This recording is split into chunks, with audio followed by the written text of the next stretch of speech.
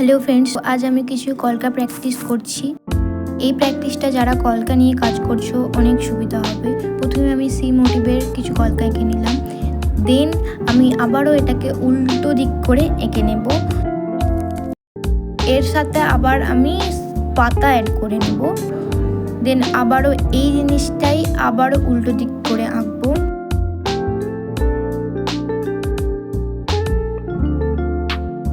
First যে দুটো টাইপের সি মোটিভ এঁকেছিলাম তার সাথে পাতা মোটিভ অ্যাড করে নেব।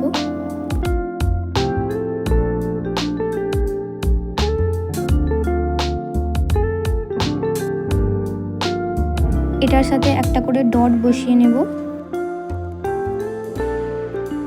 দেন আমি আম মোটিভ এঁকে নিচ্ছি। আবারও আমি এটার সাথে পাতার মোটিভ অ্যাড করলাম। যারা বিগিনার্স আছো তো প্রথমে পেন দিয়ে করলে অনেকটা সুবিধা হবে, তারপর তুলি দিয়ে করতে পারো। তো তোমাদের সাথে আবারও পরের পার্টে দেখা হচ্ছে।